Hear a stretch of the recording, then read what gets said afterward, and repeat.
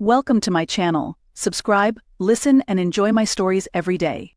The crisp Beijing air has a way of making everything feel new, or at least that's what I keep telling myself as I stride down the bustling streets of the Kaohsiung district, clutching a bouquet of peonies for my wife Anna. I've just clinched a pivotal role at an international tech firm, and the excitement of our imminent move has us both riding high, well, mostly me. Today I'm coming home early. I've managed to sneak away from the flurry of welcome meetings and introductory sessions, eager to surprise Anna. As I push open the door to our new apartment, the sounds of the city fade into a quiet hum. "Anna, I'm home early," I call out, expecting her to rush out with her usual bright smile. Instead, silence greets me, thick and uneasy. Puzzled, I set the flowers down and make my way towards our bedroom, the wooden floor cool under my feet. The sight that unfolds before me freezes me in my tracks. There on our bed is Anna, but not as I expected. Her robe is discarded, revealing her in nothing but her vulnerability. Hovering above her is a man whose hands trace the contours of her body with a black pen, his lips lingering on her neck, whispering words I can't hear but imagine are as sultry as his gaze. "Shuizhong." What my voice breaks the spell, startling them both. Anna bolts upright, her cheeks flushed with more than just embarrassment. The tutor, a young, sharply dressed Chinese man, scrambles off the bed, adjusting his glasses in a nervous gesture. The pen slips from his fingers, clattering against the hardwood floor. "David. It's not what it looks like," Anna stammers, clutching the sheet to her chest. I barely hear her. My heart thunders in my ears, rage coursing through my veins like wildfire. The flowers, forgotten, lie wilted by the door. "Really, Anna? Because it looks exactly like what I think it is." My voice is sharp, a stark contrast to the soft betrayal before me. "Shuizhong." The tutor steps forward, his hands raised in defense. "Mr. David, please let me explain." "There's nothing to explain," I cut him off, my fists clenched at my sides, but as I step forward, something inside me shifts. A cold, calculating calm washes over my fury. Anna's eyes, wide with fear, meet mine, and in them, I see not just the woman I thought I knew, but the catalyst for a darker path. "I'm listening," I say, my voice eerily calm. "Explain." Shuizhong glances at Anna, then back at me. "We were practicing body parts for her Mandarin lesson. It's an immersion technique." "How immersion?" I scoff, the idea planting a seed in my mind. Anna reaches out, her fingers brushing against my arm. "David, I was going to tell you. It's just learning has been so hard, and Shuizhong suggested this method. It's supposed to be revolutionary." Revolutionary. The irony isn't lost on me. I look at them, really look at them. Anna, desperate and pleading. Shuizhong, awkward and ashamed. And there, in the silent beats of my heart, a plan begins to take shape, a way to turn this deception into an opportunity. An opportunity for a most satisfying revenge. "You know what?" I say slowly, a smile tugging at my lips, not reaching my eyes. "Keep practicing. But from now on, I want full transparency. Everything out in the open, every session, every touch." Anna blinks, confusion etched across her face. Shuizhong nods, relief palpable. As I turn to leave the room, the weight of the peonies by the door catches my eye. Their beauty, once a symbol of affection, now marks the beginning of a game. A game they don't know they're playing yet. "And Shuizhong," I add without turning, "make sure you teach her well. She's going to need it." With those words hanging in the air, I step out, leaving them to their lesson, while my mind races with the possibilities of what's to come. I spend the next morning at a quaint cafe overlooking the bustling street, my laptop open, but my mind elsewhere. The clatter of keyboards and the murmur of conversations blend into the background as I craft my plan with meticulous detail. The initial shock of betrayal has settled into a simmering resolve. My phone buzzes, snapping me out of my reverie. It's Chen, an old college friend and now a local entrepreneur. We had lost touch over the years, but reconnecting in Beijing felt like no time had passed at all. "David, are you free for lunch?" Chen's voice is light, but there's an undercurrent of excitement that piques my interest. "Sure, Chen. Meet at the usual spot," I propose, already closing my laptop. "Perfect." I've got some interesting news. His tone suggests more than just casual catch-up. We hang up, and I can't help but wonder if fate is playing into my hands. An hour later, we sit across from each other at a small Sichuan restaurant, known for its fiery dishes and discreet booths. Chen's eyes are alight with intrigue as he leans in. I heard about your new job. Congratulations, David. But that's not all. I'm launching a new venture, and I think you might be interested. Oh, I prompt, sipping my tea to mask my calculating gaze. It's a tech startup, focusing on language learning. We're developing software that integrates AI to customize learning experiences, but we need a tech guru to spearhead the project. Interested? The pieces begin to fall into place in my mind. That sounds fascinating, Chen. But I have a different proposal for you. I outline a vision where his technology could serve a dual purpose, not just teaching languages but also serving as a platform to expose deceit, manipulating scenarios to reveal truths. I keep the details vague but pique his curiosity. Chen's interest is palpable. That's quite innovative. Let's explore this, David. We agree to meet again, and as we part ways, my phone vibrates with a message from Anna. Session done. Learned a lot today. See you at home. I type back. Can't wait to hear about it, my mind racing with the double entendre. Later, at home, I find Anna and Shuzhong in the living room, surrounded by scattered Mandarin books and papers. Anna's face lights up as she sees me, a stark contrast to her tutor's wary expression. David. Shuzhong was just showing me how to pronounce the tones correctly. It's really challenging. I nod, feigning encouragement. I'm glad to hear you're making progress. And Shuzhong, I hope you're finding our arrangement enlightening. He shifts uncomfortably, his glance darting between Anna and me. Yes, Mr. David, it's an effective method. Good, I smile, turning to Anna. Why don't you show me what you've learned? Shuzhong, please stay. I'm sure you could offer some real-time feedback. As Anna begins to recite the phrases, stumbling over the intonations, Shuzhong corrects her gently. I watch closely, not just for her pronunciation but for every nuanced glance, every hesitant touch.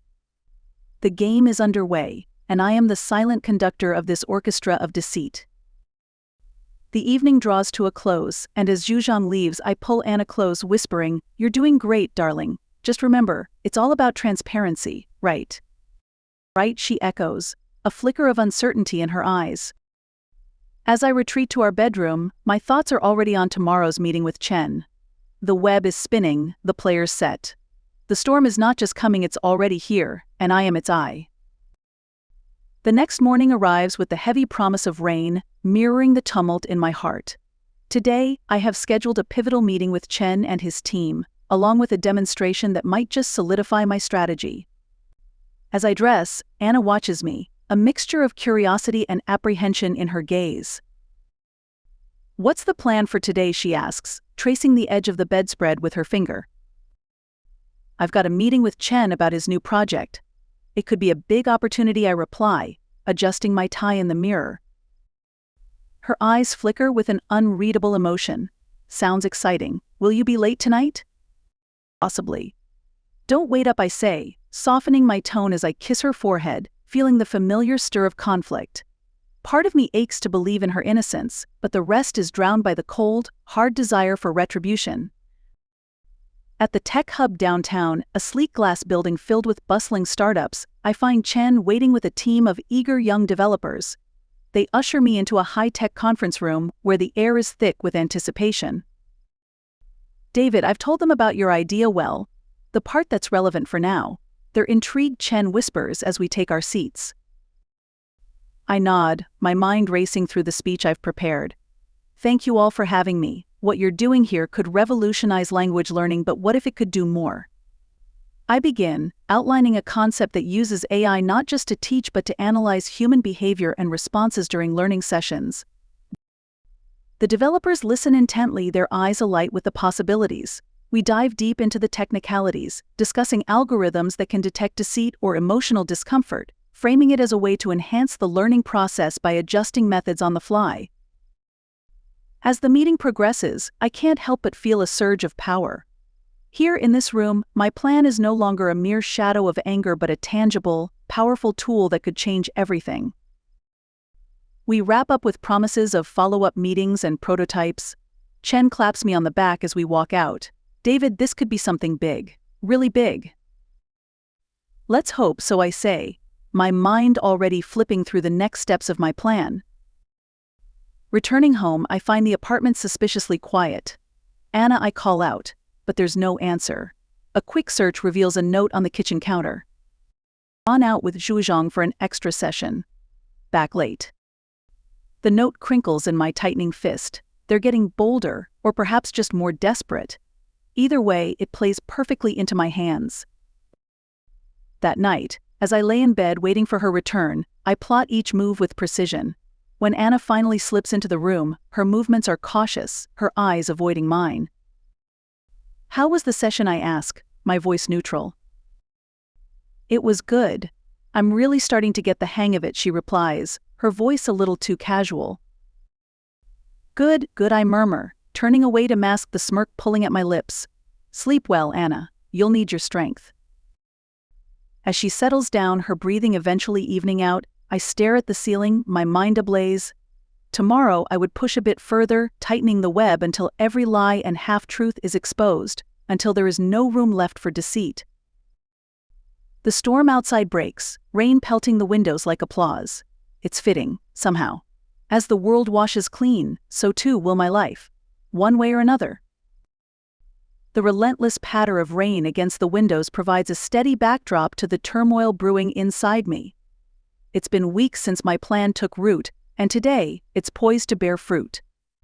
The AI is ready for a preliminary test, and I've convinced Chen to let me conduct it with Anna and Zhuzhong as the unwitting subjects. Are you sure about this, David? It seems. Personal Chen says, concern etched across his face as we stand in his lab, surrounded by monitors and buzzing equipment. It's necessary, I assure him, my voice steely. This isn't just about personal grievances anymore. It's about proving that your AI can handle complex emotional dynamics. Chen nods, albeit reluctantly, and we proceed to set up the room where the session will take place. Hidden cameras and microphones are ready to capture every nuance, every shift in tone and body language. Anna arrives, her expression one of focused determination.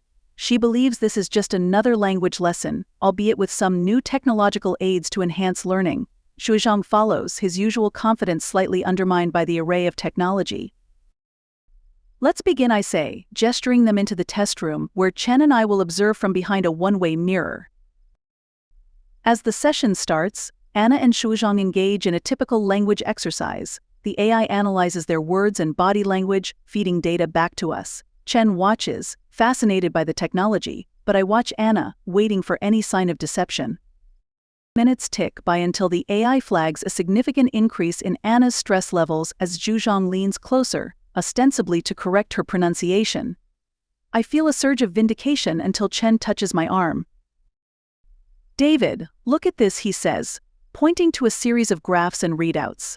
The AI suggests that Anna's stress isn't related to deception about the lesson, it's linked to you. What I turn to him, confusion and a pang of fear mingling in my gut. It seems she's been feeling increasingly anxious around you, not Zhuzhong. There's a pattern of fear, not infidelity, Chen explains, his voice gentle. Stunned, I watch as Anna flinches slightly when Zhuzhong accidentally brushes her hand. It's not a flinch of intimacy but one of discomfort, of someone who feels trapped. Can we stop this, please? Anna's voice suddenly cuts through the speaker, strained and breaking. I can't do this anymore. Zhuzhong and I both start, but it's Zhuzhong who speaks first, his tone earnest. Anna, if this is too much, we don't have to continue. Your well-being is more important than any lesson. No, it's not the lesson, Anna confesses, standing up, her face pale as she turns to the mirror, as if she can see me through it. It's David. I know he's been testing us, testing me. I can't live like this under constant suspicion. Zhuzhong has only ever been kind to me, helping me navigate this new life. But David, you've been distant and cold. If you don't trust me, maybe our marriage is the real problem.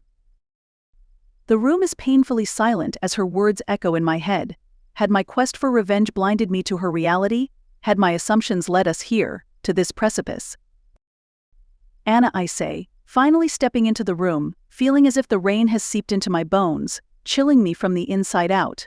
I thought I saw something that wasn't there. I let jealousy and anger cloud my judgment.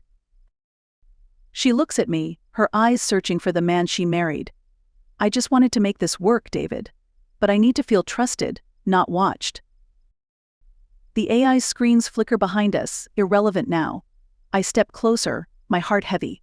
I'm sorry, Anna, I was wrong. Can we start over? Truly start over this time? Anna hesitates, then nods slowly. We can try. But no more games, no more tests. Just us, learning to trust again.